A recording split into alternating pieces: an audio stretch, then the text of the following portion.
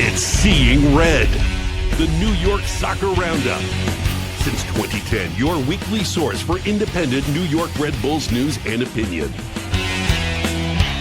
Now, from the Joe Goldstein studio, here's your host, Mark Fishkin. The Red Bulls completed a 3-match winless June with a last-minute equalizer salvaged draw last Saturday against Minnesota United in Harrison. Without Sandro Schwarz behind the bench, again, the Red Bulls will make the trip to OG 96 rival San Jose the holiday weekend. It's Seeing Red, the New York Soccer Roundup. Please, as always, the liking and subscribing. I am here with Daniel Rebain. How are you, Daniel? I'm doing fine. I actually had a very busy June, unlike the Red Bulls covering the Club World Cup at MetLife Stadium. So that was a fun experience. NHL draft and NHL free agencies going on. So I've been busy, man, and keep me active. That's all I'll say. Well, it's only going to get busier. We've got Gold Cup semis later tonight. Yeah. We have the final 8 of the Club World Cup. We have the Leagues Cup to look forward to at the end of the month. And we have the Open Cup as well. It's a sports party as long as you're not looking at the baseball teams. This week on Seeing Red, we'll get into that 2-2 draw against the Loons. We'll name our Bull of the Week. Felipe Carballo, no longer a New York Red Bull, as his loan ended earlier this week, back to Gremio. We'll take a look at his time with the Red Bulls and what he meant. Who is Gustav Berggren, and what can he bring to the Red Bulls? We'll dig in. A preview of New York's visit to San Jose. We'll have a chat with Robert Jonas of Quakes Epicenter, who has been appearing on the show since the beginning, and your emails as well. All right. The DPs did the work in New York, in Harrison on last Saturday night. It was Choupo and Emil Forsberg combining on a 1-2 knock over the keeper score, VAR-aided goal to start the game. Everyone's thinking this is great. And then for the rest of the first half, after the goal, New York kind of conceded quite a bit. And some really poor giveaways in the defensive end. And Carlos Coronel not really at suffering either goal, but New York at the end of a first half, we knew Minnesota was going to come out. They were going to be very, very compact in the back, made it very, very difficult. Any thoughts of a 1-0 lead turning into 2-0, deficit going into halftime? Yeah, I was just saying the first goal was excellent. I mean, all around the touch from Choupo to get around his defender as well, and then he gets pushed in the back. So I would guess it would have been a penalty if they didn't score.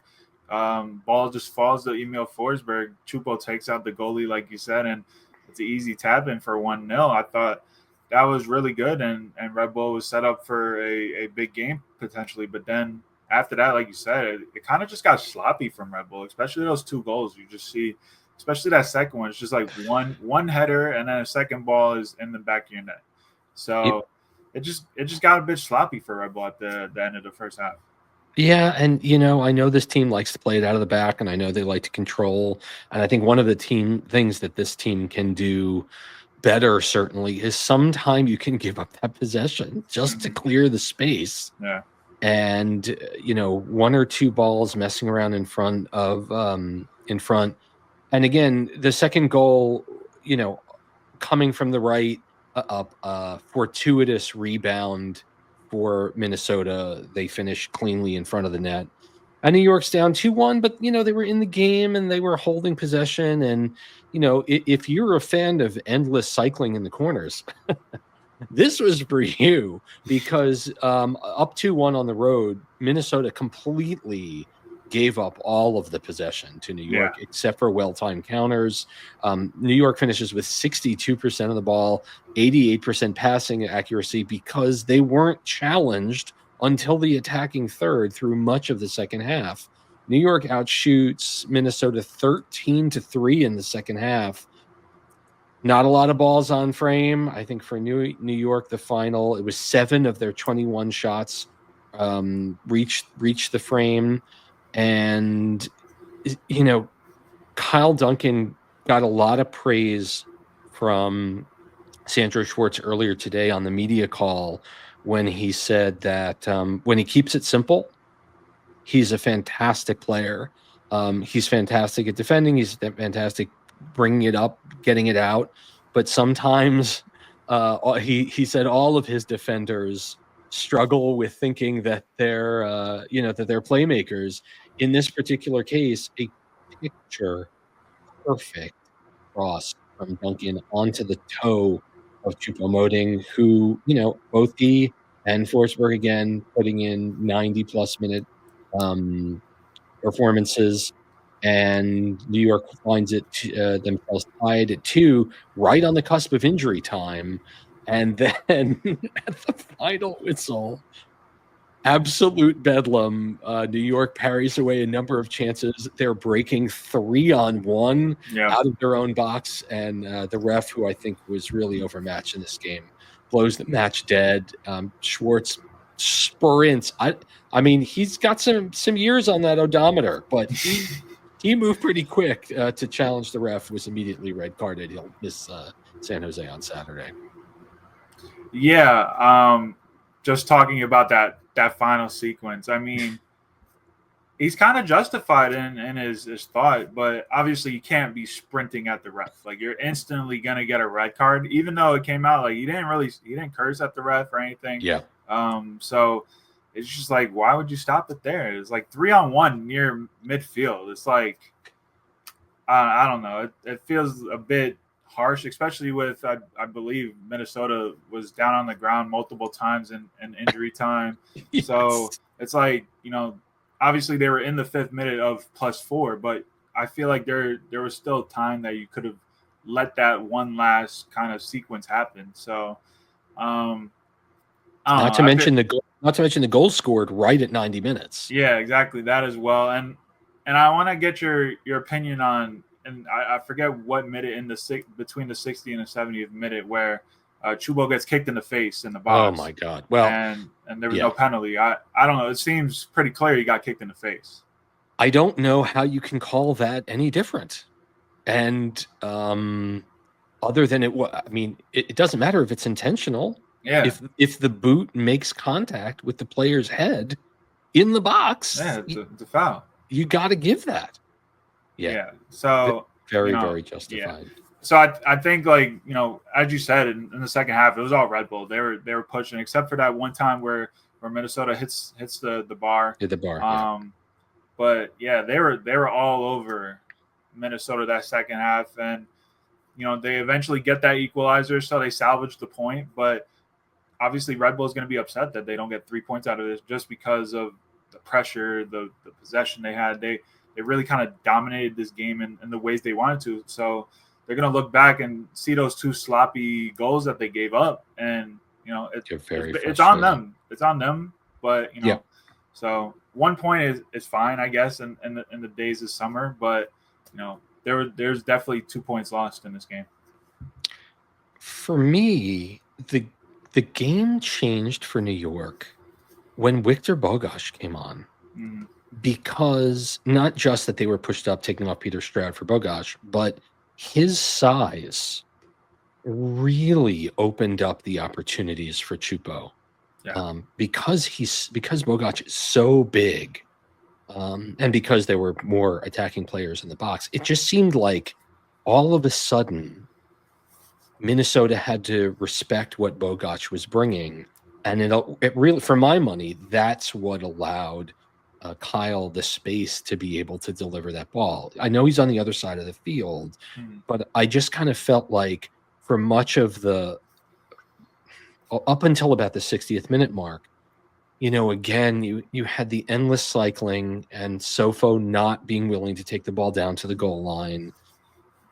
And, they're really missing Cam Harper, and they're really obviously missing Lewis. And the word earlier today from Schwarz is that we're not going to have Lewis back until the end of August. I think it'd probably be longer than that too. So yeah, I mean it's 8 weeks, and given the fact that New York will have a very healthy July schedule and then the Leagues Cup in August, there aren't that many games after Labor Day. They're just not. And so, you know, I think among the challenges is, and let me actually, we're pulling it up right now. Let's get the remaining schedule up while we think about this. You know, this is we are very much in the second half of the season. It's, you know, that May marathon really has there's not a lot of time here, and yeah, the Red Bulls are still in the mix, and I believe they're eighth or seventh this week, but you know, again, 3 games to play against the Union, not ideal. Of course, they host Miami, a tough trip out to Portland, who's picking it up, 2 games against Columbus. This is you know, points are going to be at a real premium, and a home win definitely would have been, I think, welcome, to say the least. So let's wrap this up. A bowl of the week. We had a couple of players making MLS Team of the Week, including Kyle Duncan and Choupo.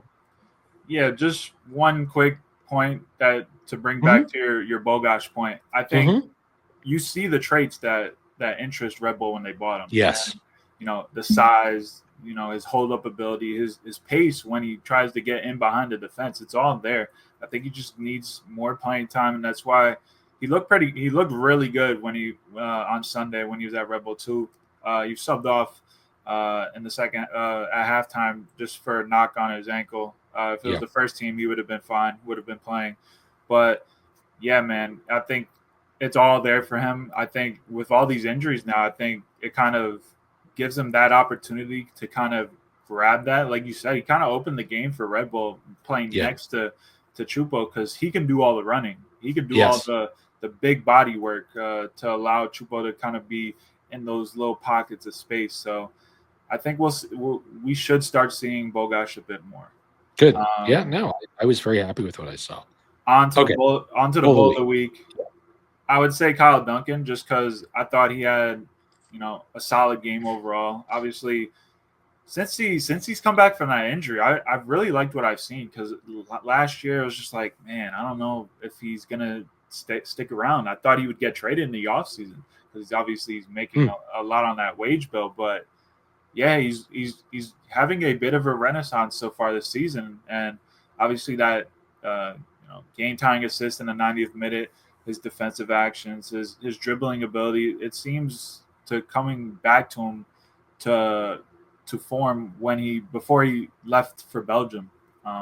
That's where I've kind of seen like his confidence is gaining more and more traction. So I liked what I saw from him, and he's my bull of the week. The only thing that would give him my bull of the week is if he stopped shooting from distance. And I've said enough about it over the last couple of weeks, so I don't need to say anything more.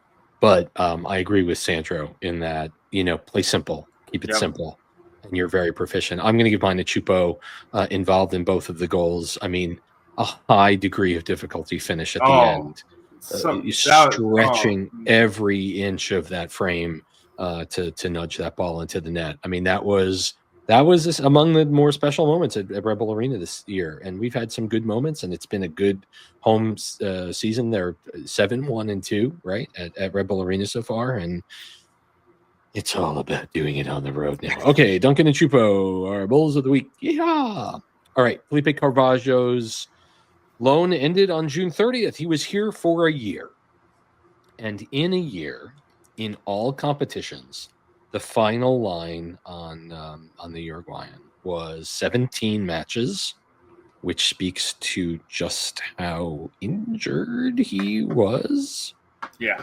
18 starts, 2 goals, which both came in the 2024 playoffs, which I believe will make Carvalho a folk hero among Red Bulls fans forever. His goal, Fox in the box goal against Columbus, and then the blast from distance against NYC. I mean, New York would have not reached MLS Cup if not for Felipe Carballo. I think that's safe to say. 2 assists that both came earlier this year.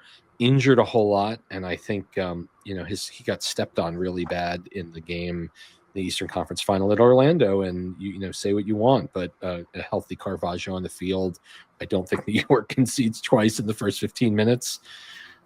Not to mention Andres Reyes, but nevertheless. I think Gremio probably wanted a big bunch of cash. I think New York probably said, I think we can get something better or equal by not spending that money on a player that spent a lot of time on the injury list. And off he goes.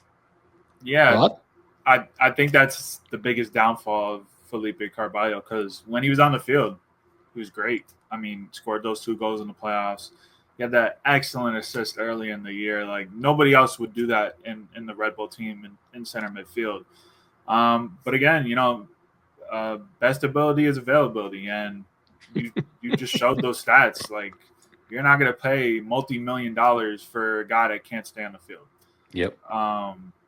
And it's unfortunate because he really did kind of fit that need for Red Bull next to Daniel Edelman. But if you're not going to be healthy, it's like, what are we going to do? Like, we can't do it. So I think that this decision, despite Sandro saying that they were still kind of negotiating or whatever, I think this decision has been made for a while now that he wasn't going to come back. Right.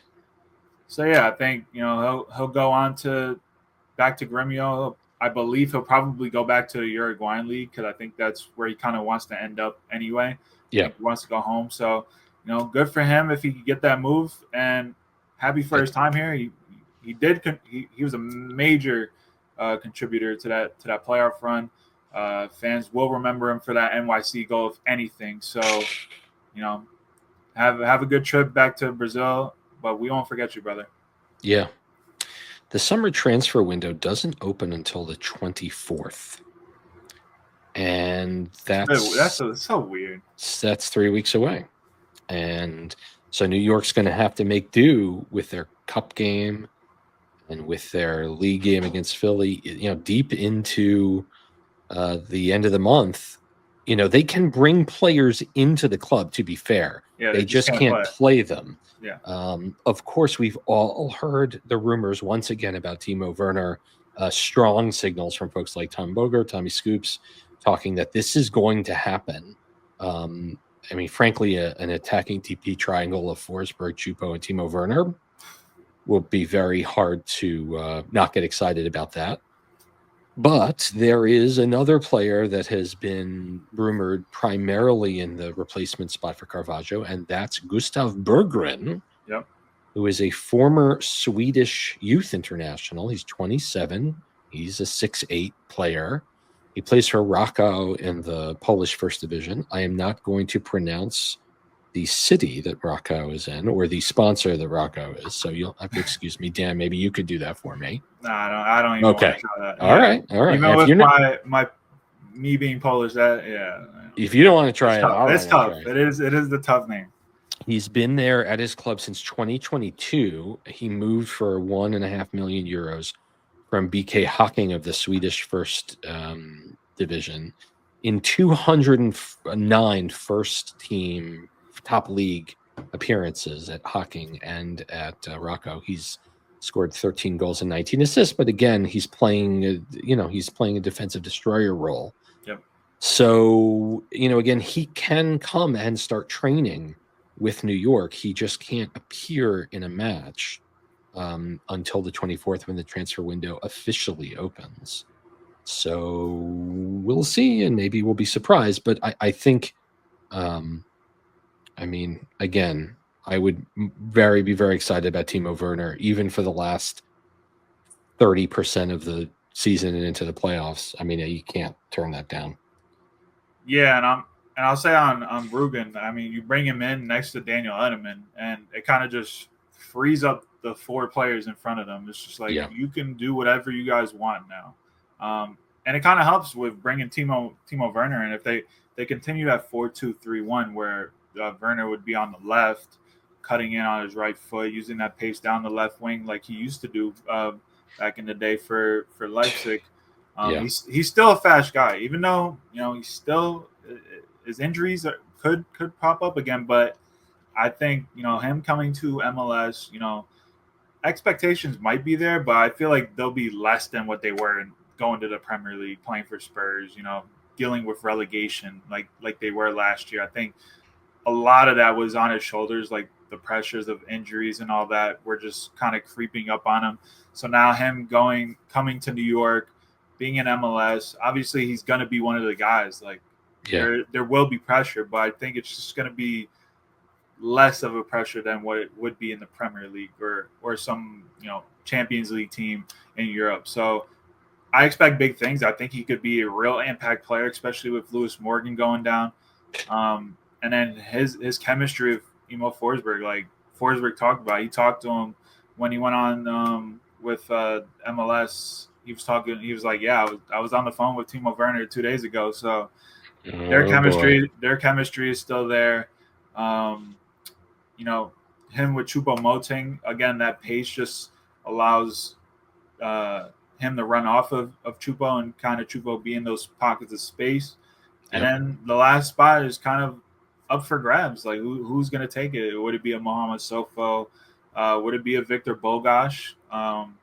It's going to be very interesting, the combinations that Sandro Schwarz could go with down the stretch of the season. Yeah. And Werner is not yet 30.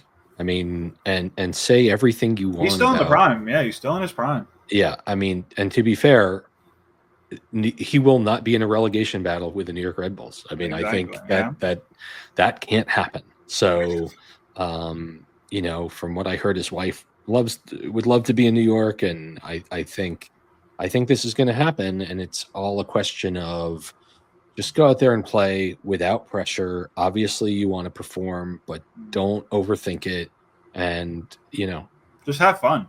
Just have fun and put the ball in the net. Yep. And as for Lewis, I mean, I don't even know what to say. I really don't know what to say. Yeah, personally, I think they should just shut him down for the rest of the regular season. If he can come back for the playoffs, if he's 100%, then come back. But I just don't know what it is. Like, it's just all these injuries just keep plaguing him, and it's unfortunate, but that's just where we are at these days at this time in the year, or in his career. Like, they can't rely on him. No, to be healthy, they can't. So they can't. It's terrible. Let's talk about San Jose, shall we? Yep. Saturday at 10:30, New York has 2 more 10:30 games. I think this one, and then when they go to Portland. Let's talk about San Jose. Let's put some graphics up. They are very similar to where the Red Bulls are. They're just kind of hanging around at 500. They're 6th in the West, 7-7-6. They've scored, though, 40 goals, which is the second best attack in the league and the highest XG in the league. So, when you see a team, they are converting the chances that they generate. That's right on that number. For a home team, though, it's been just the personification of a mediocre side, right? They're almost 500. They're 500 for the season, and they're 500 at home. I mean, it's just kind of meh. They put balls on frame, the second most in shots on target per match in the league, with 6 shots on target per match. The most big chances in MLS. And however, again, you score 40, you concede 32. They're the 4th worst in terms of XG conceded. And so this is a team that's very comfortable. And you'll hear me talk about this with Robert Jonas, like winning 4-3. That's great for them. In their last 5, they have a win. They have 2 wins, but only 1 in their last 4. They went to the Galaxy and won. They've had 4 straight road games due to Gold Cup games being played at PayPal Park, and they, of course, share it with Bay FC as well. A 1-0 win at the Galaxy, a 2-1 loss at St. Louis, who I don't believe is all that good. A 1-1 draw at Portland, that's a pretty decent result. A 4-2 win at Dallas is a very good result. Chicho Arango and Joseph Martinez and Mark Anthony Kaye all getting goals there. And then lastly, again, a 1-1 draw in the California Classico at home. I think they played at Stanford. All right, thinking about the themes for this team, goals, and goals, more goals. in recent years, San Jose was a team that shipped a lot of goals and would frequently lose by multiple scores every game. But nowadays, it's a team that, while conceding a lot, scores goals for fun. They're 40 goals, only bettered by newcomer San Diego FC, who's leading the West. This is a team that has undergone a serious transformation with the likes of Joseph Martinez and Chicho Arango, who I've coveted for years, helping to aid the San Jose team in their ability to be prolific and arena ball.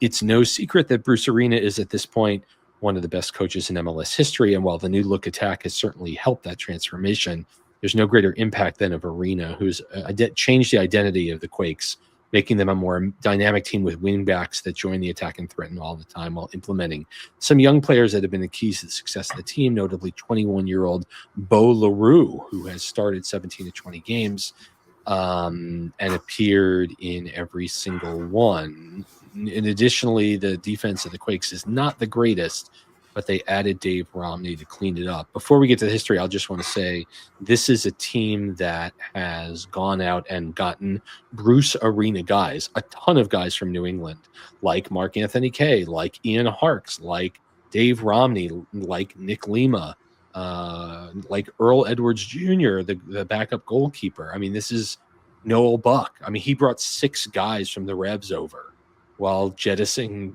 Jackson Uweel, who played once was a U.S. men's national team. I think consideration. All right, some history. OG 96er. It's the 46th all-time meeting between these two teams.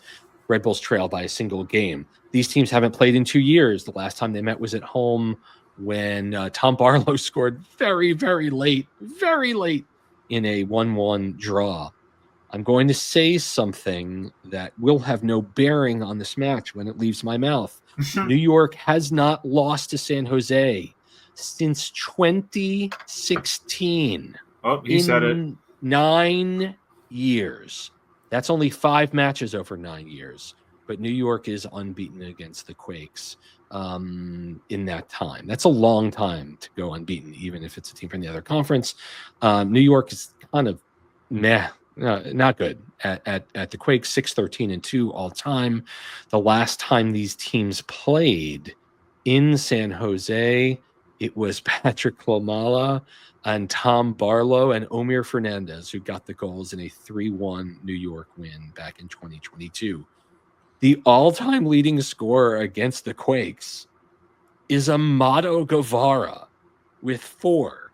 No active member of the Red Bulls have scored against the San Jose Earthquakes. And here's what Bruce Arena's 4-3-3 will look like. Daniel, a 31-year-old Brazilian, has conceded 20 goals and just 2 clean sheets. But again, they're okay with that.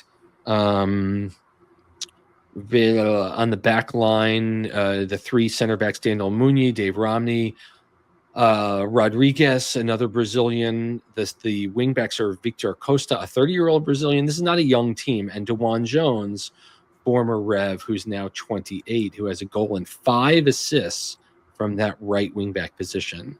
The 2 mids are Ian Harkes, 1 and 2, and Bo LaRue, this 21-year-old wonderkin, with 4 and 3. And up top, this is as feared an attacking 3 as you will find. Chicho Arango has 10 goals on the season, coming over from LAFC. Joseph Martinez, who is still going at age 32, the Venezuelan, has 8 goals and an assist.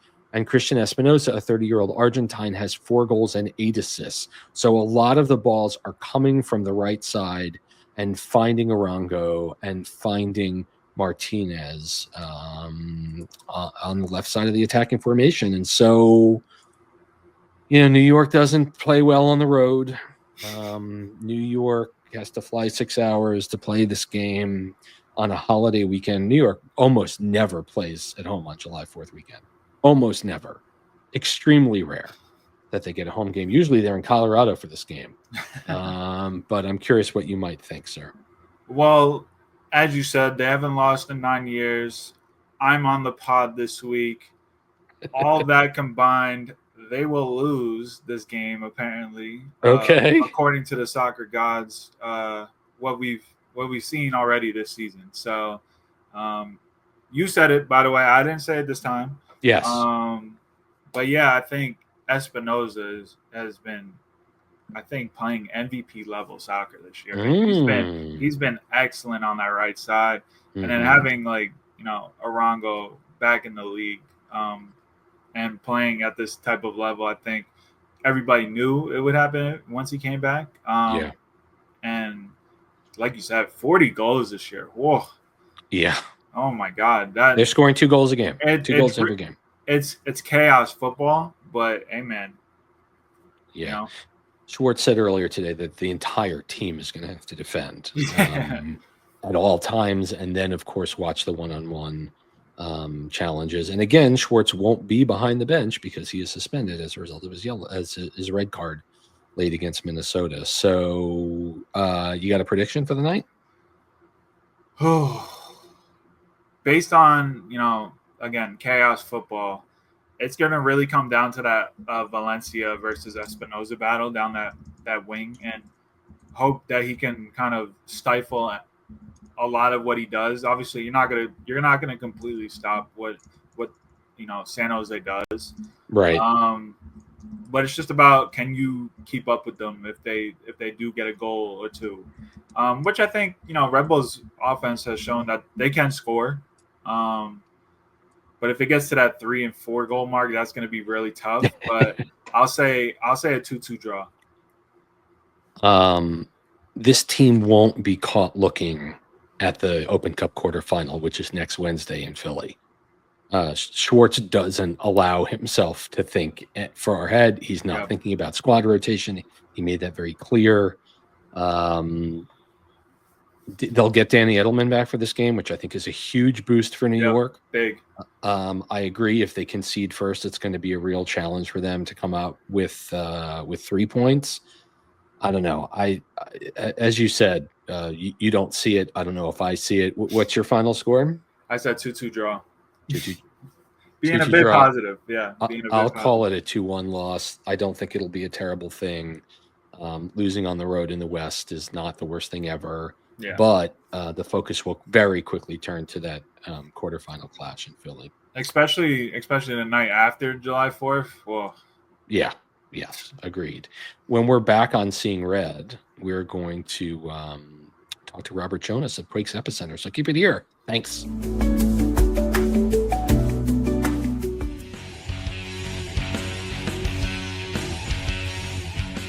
Back on Seeing Red, the New York Soccer Roundup. I've been talking to tonight's guest in short bursts for the entirety of Seeing Red, all 16 years. Robert Jonas has been covering the San Jose Earthquakes and previously the Clash nearly since the inception of the team. He has a shingle out at the Epicenter, and I'm very, very happy to be speaking once again. These teams haven't played in 2 years, and it kind of feels like it. Robert, welcome back to Seeing Red. How are you? Hey, I'm doing fantastic, Mark. It's such a pleasure to be on the show, and I really look forward to our cross-continental conversation that we get to have every 2 years.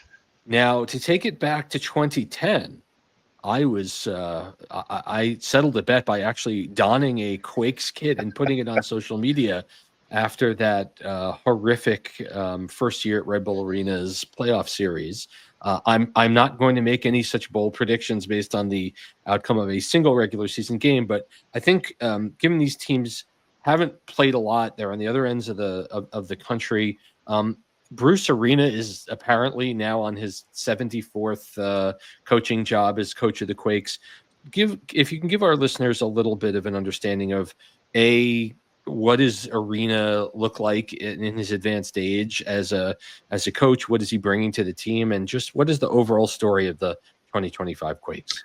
Yeah. It's there was a lot of fuss when Bruce was named. It felt like a bit of a stretch for the organization, to be honest. They had tried to go with the home run with Mateus Almeida, who came out of his coaching at Chivas Guadalajara, not Chivas USA. That would be a death knell for anyone.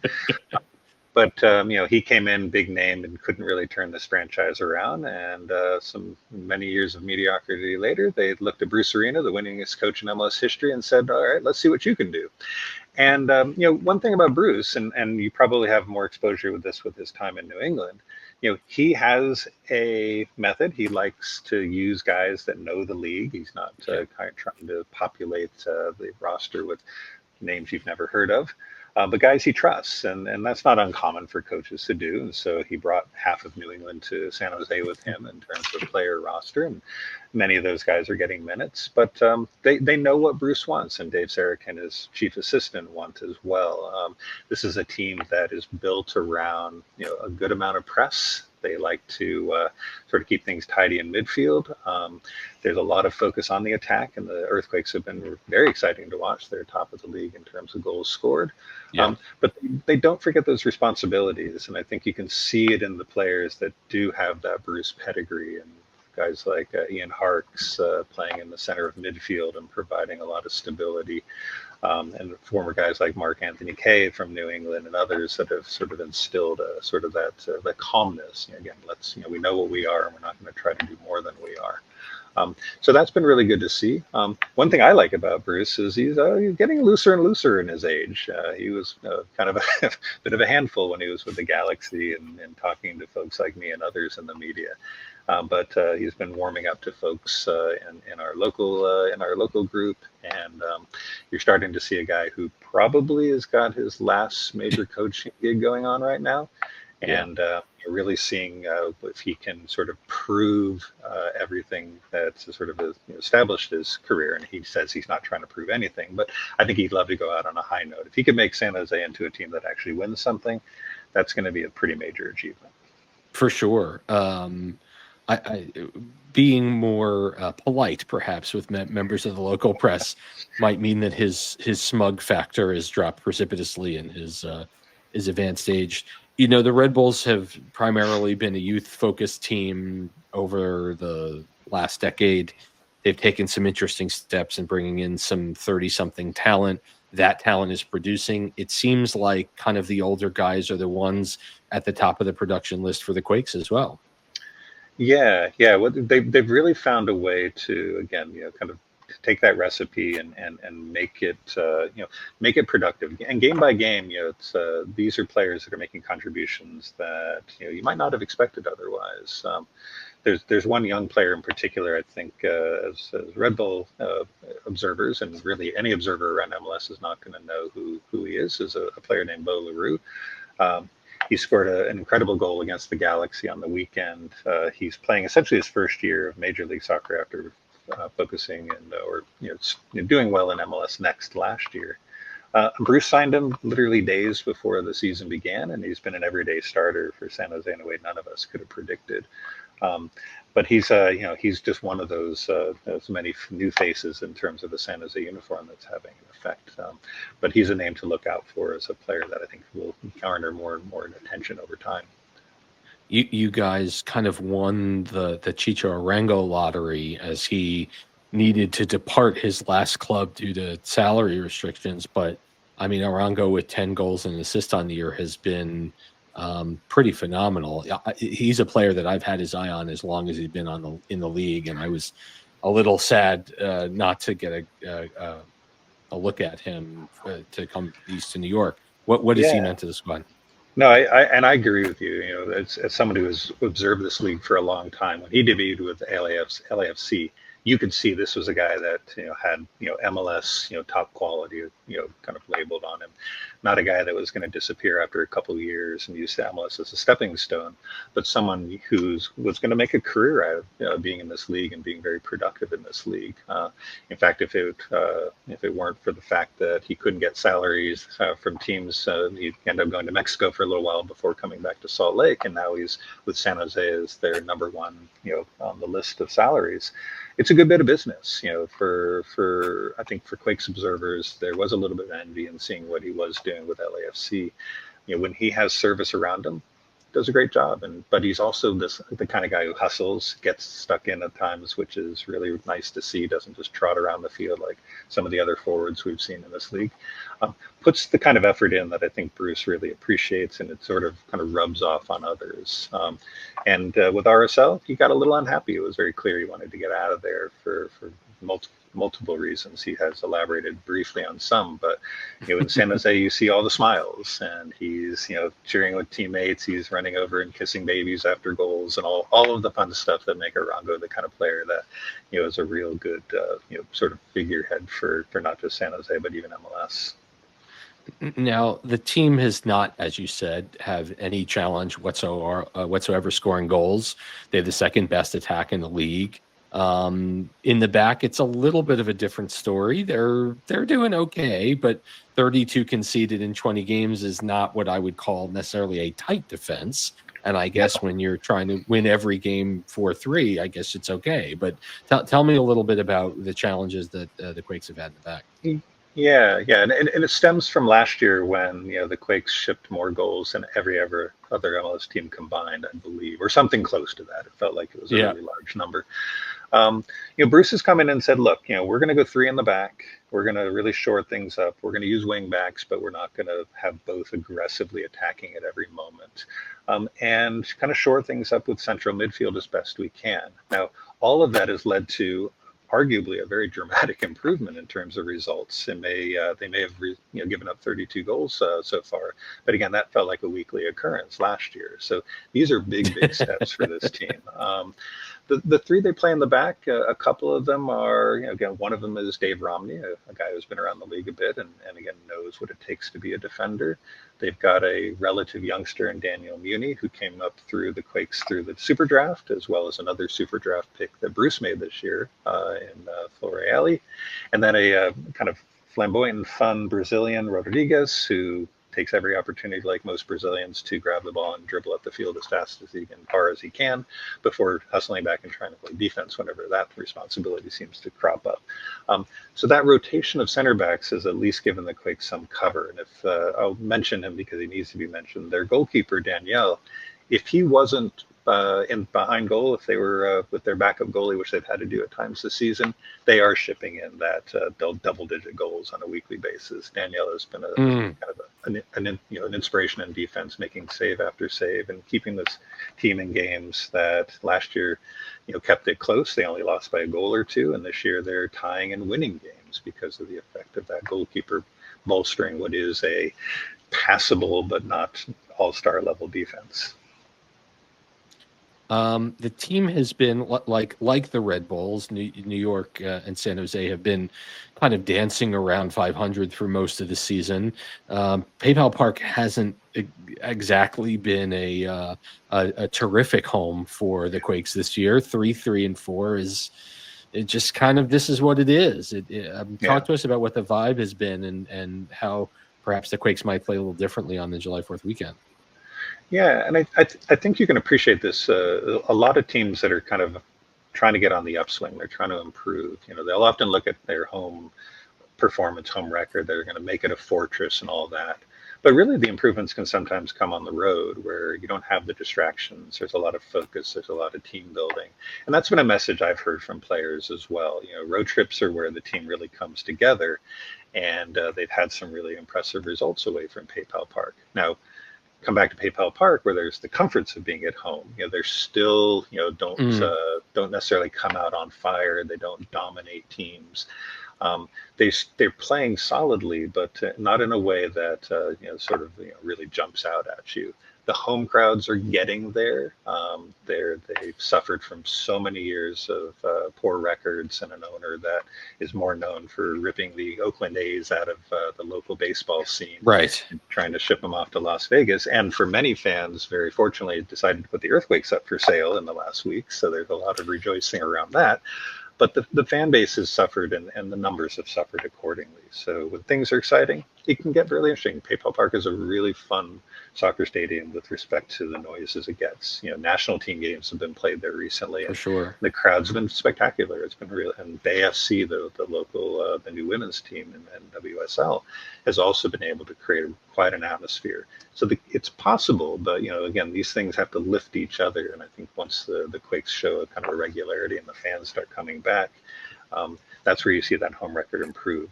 I don't know if they take games off at home, but it just feels like they don't go in with a ruthlessness that you would want to see out of a home side. The crowds are getting there, I think, is mirrors equally what New York is wrestling with. Thankfully, we have Miami coming in a couple of weeks, and that will obviously generate some interest. I wanted to talk about the sale because, and you led us right there. I mean, this is a team that I don't think it's controversial to say has kind of ho-hummed its way through a lot of the period since PayPal Park is opened, and just getting to their own stadium, I know, was a massive, massive win for the franchise. And now, it's kind of a decade later, and it's like, well, what really is this? What can this be here? So I'm curious what your hopes are for what the future of the Quakes look like. Yeah, that's a great question. I really appreciate you kind of saying it that way, because the hope of what this organization can be has been a kind of a talking point since I've covered it. Getting PayPal Park built was an achievement, and getting anything built in California is always going to be impressive. At the time, it was going to be an $80 million stadium. The president of the club convinced them to spend a bit more. But it is a pretty bare bones facility. It's great for soccer, but it's not great for hosting, and revenue generating and all the stuff folks like to mention. My hope for an ownership group is that they kind of capitalize on what is a big community for soccer, and really make the if you will, the upgrades on the roster, the names that'll get people's attention, and even just the experience around games and before and after and in the stadium, to make that place buzzing again in a way that people will get excited about. In a decade's worth of time that it's been open, the Quakes have yet to host a playoff game. It's almost ridiculous to think crazy. That that many years have gone by where this once new stadium is now not so new, but still looks nice, but again yet has never hosted a game of that importance. That's not ownership alone, but that does speak to the lack of ownership putting anything extra into the organization. And so a new owner that has more drive, more ambition, to use that term, and even just wants to be more involved and isn't being hung up in effigy like our current one is. Will be a benefit. Will be an improvement, and I think can get people excited again about what can be a pretty good hotbed for soccer. Yeah. Now, for those of our listeners that have never been out to the Bay Area, obviously the whole Bay Area is geographically diverse and spread out. I know that the USL is putting, I believe, is it MLS Next Pro that's MLS going into Kezar? Yeah. Right. So for those of you that don't know, Kezar Stadium is kind of the historic stadium that's in Golden Gate Park. It seats about 5,000.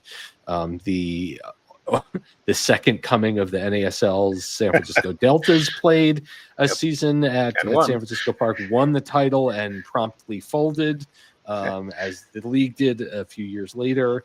And I know that the Quakes play there a number of games at Stanford Stadium, which is phenomenal.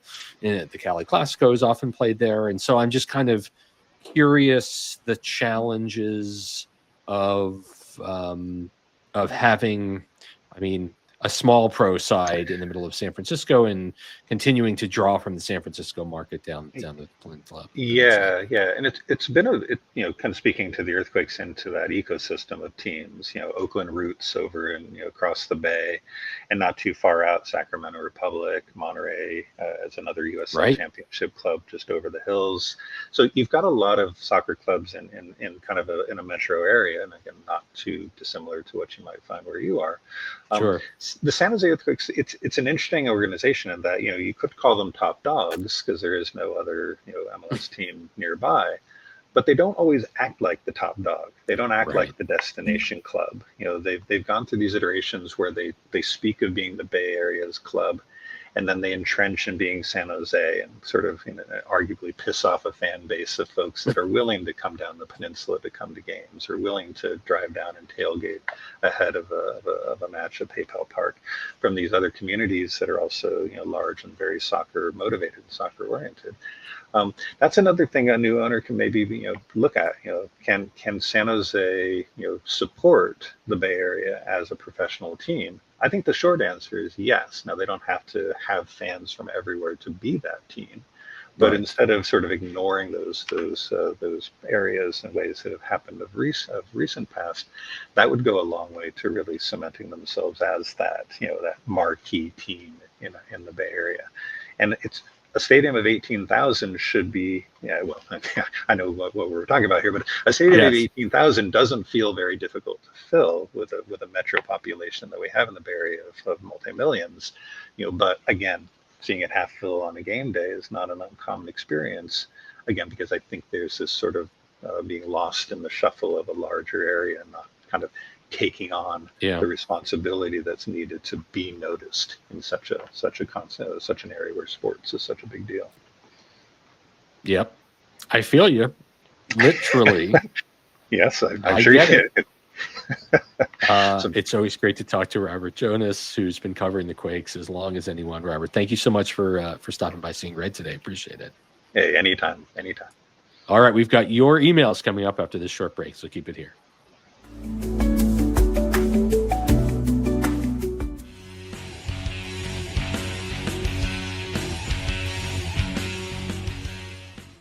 Back at Seeing Red, the New York Soccer Roundup. It's email time. You can email us anytime at seeingredny@gmail.com, as it says right there. Before we get to our lone email of the week, though, I do want to take a minute. Saturday night before the match, I was fortunate enough to have dinner at Keeper's Restaurant, which is in the Wilds apartment complex, which is as close to Red Bull Arena as you can get. It's literally across the street. And I just wanted to share what I thought. I shared a little bit on social media.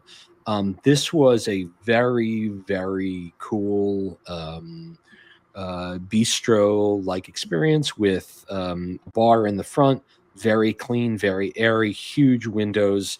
That was great. Obviously, it was very, very busy before the game. And if we got into the place at 5:45 for the 7:30 game, and we got out in plenty of time. The food was really, really tasty. The service was, again, I think a little bit challenged. It was their first Saturday night they were open as a restaurant. They gave us a free appetizer because the wait was a little longer than I think anyone would have wanted, but I believe they'll get it right. And if you're looking for something, it certainly was not the cheapest meal I've ever had. Not to be confused. This is kind of an upscale restaurant. This is not an Irish pub. I mean, it's not fine dining either, but it's somewhere in between. And so I would encourage anyone who wants to go and have, the experience that I think we were all promised when the arena was built, which is there will be an entire neighborhood next to the stadium, and you can come and make an evening of it.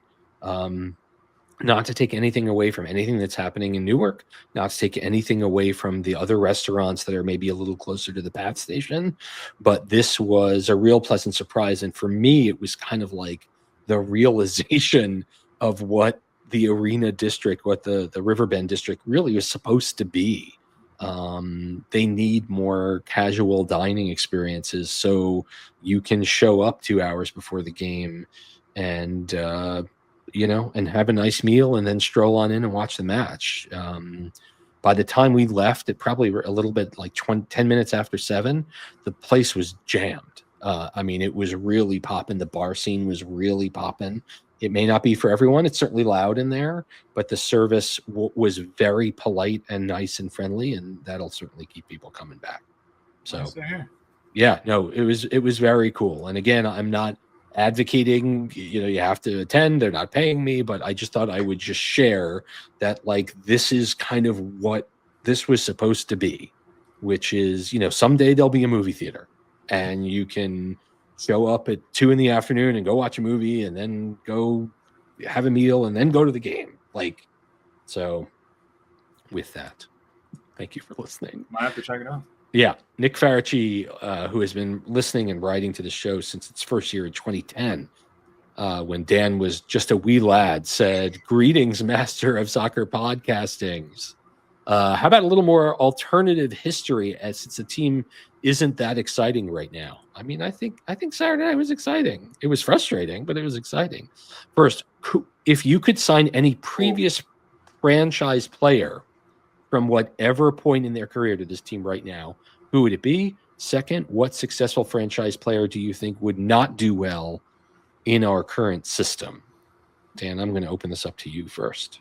Well, obviously, I'm going with Thierry Henry in his prime. I mean, that's exactly the type of player they kind of need on that left side. I mean, him in his Arsenal days on that left side, cutting in just with his just flair, his goal scoring ability, his playmaking. I mean, his just unique ability to blend strength and pace as well. I mean, him on this team would be absolutely, and we already saw like an older version of him on this team, and he was excellent. So imagine a prime Thierry Henry. And then who would not do well? Who would not fit well in this current system? Man, that's a hard one. Let me think about that. Who do you think would you want? Yeah. So the team has missed this player since the day he was sent away. I think it has to be Bradley Wright Phillips. I mean, this team, you're seeing a bit of that from Choupo for sure. Yeah. I mean, he can score the goals, and he has scored. He's up to 11. I mean, he's scoring the goals. He has a good chance to be. I mean, he could get to 20, which would be the first time that's happened. But and I really appreciate Choupo, and I've enjoyed my conversations with him. But I don't know if I would say he's a lethal striker. Bradley Wright Phillips was a lethal striker, and Bradley Wright Phillips did not need a lot of space or time. Keeping in mind Thierry Henry's famous saying when Bradley got there that he should have had 50 goals this year. Yeah. Because he misses with some regularity, but no one converted before or since like Bradley. So, and this team, it needs the ability to score with an inch of space. And if Choupo had Sasha Kljestan feeding him opportunities, perhaps Choupo would be right up there, right? But I think it's Brad. Okay, you've had a minute. Who is the successful franchise player that you do not think would do well in our team? I really couldn't figure out too many names that I would be like, yeah, I don't think there's really many guys I'm like, well, yeah, I don't think that would fit. Maybe there's like an older generation guy that you're thinking of. Oh, wow. Okay. I see what's happening here. But maybe like Mike Garella, maybe. Mike Grella? Maybe because like it's obviously he wasn't the fastest guy, but his dribbling and ability down that left wing was excellent for Jesse Marsh's team. But maybe in a Sandro system where I don't know, I didn't think of too many names. All right, I don't even think I feel like Garella could succeed. I just don't know if it would be 100%. Here are the top 10 players all time. Let's just go there in terms of games played for this team in all competitions. Okay. Robles would be fine. Bradley. Yeah. Sean Davis, who finds himself out of work right now. I think Dax, Petke, Party, Dane Richards, Aaron Long, Sean Nealis is right up there, Woolley, and then Coronel. I mean, I don't know from a position standpoint if there's anyone there that I would say none of these players could play. I mean, obviously, if you're a center back, you could play. There's nothing challenging about this. Petke and Mike, I love you. I don't know if he was the best distributor of the ball. I mean, he was not Noah Ayla, but neither is Sean Nealis, and he is actually in this. Connor Lade. I don't know. I mean, they'd love to have Kamar Lawrence. Oh, yeah. I'm going to make a joke and say Tom Barlow, but I I don't know. There's just not many. There's not many names that you put in and you're like, man, I think this they would man struggle. couldn't do it. He Yeah. couldn't do it. That's why I didn't really want to say Mike Rella, but I feel like maybe Okay. there's like a small chance, but I feel like he'd do fine. I'll quickly run down the top 10 scorers and let's just see if anyone comes up with that. BWP, Juan Pablo Angel. I don't think he'd have a hard time. Thierry Henry, Danny Royer, Clint Mathis, Gio Savarese, Amado Guevara, Woolley, Lewis Morgan, right there. Adolfo Valencia, Rodrigo Faria. I mean, we're going way in the Wayback Machine. And then Lloyd Sam. I mean, it's an interesting challenge, Nick, to come up with a player that wouldn't work. But I would like to know who Nick thinks, to be fair. Yes, Nick, please write us back and let us know who wouldn't fit. Not to take anything away from Emil, because I think he's doing a great job and I think he is absolutely a captain. I wouldn't mind seeing Sasha in his prime on this team. Not one bit. I think he holds the ball better than Forsberg. Under like Sasha. That was good. Pretty good. All right. We've come to an end of another fantastic episode of Seeing Red, number 619. Thanks go out to Zach Feldman for stats and Robert Jonas for stopping by. And again, incredible. I've been talking to Robert Jonas on Seeing Red since 2010. It's amazing. And I'm very glad that he finally has a gray beard, because I thought that guy was drinking from the fountain of youth, and I'm really glad to see that. Thanks for Nick for writing. Thank you, Dan. Where can folks find you? You can find all my writing on Area Sports Network for soccer. A lot of Club World Cup stuff up there as well. Some Red Bull stuff should be coming as well. For hockey, you can find me on Bad Dog Sports. I've been covering Devils draft and free agency. So a lot of content should be coming out either already or in the near future. We love the content. Who wins the Club World Cup? I think it's going to be someone on the European side. The European side. Obviously you look at both brackets and you're like, man, one's just based on like teams, you're like, man, one's just very loaded. And I think Real Madrid probably has the best case to win. Obviously I'll be pulling for Dortmund. Maybe I'll be at that game. We'll see if I get approved. There's multiple people from my outlet going to that game, so we'll see. I wish you that would be a great game, by the way. So, but it's gonna be a tough game for Dortmund. So I think Real Madrid gets through. I think they get to the final, and if they get to the final, they have all the pedigree in the world to win this type of a tournament. They've done it before, so I'd go with Real Madrid. In a world that's gone crazy, in a nation that's gone crazy, we hope that our hour of Seeing Red has distracted you a little bit from everything that's happening. I'm not going to speak to Dan, but it is very tough to be positive, and the fact that we can escape into Red Bull soccer for a little bit is very, very valuable. All right, with that, I bid you adieu. I hope you can stay up late and watch the Red Bulls. If not, we will be back before the Open Cup game. Vamos Bulls. Have a great night, everyone. Bye-bye.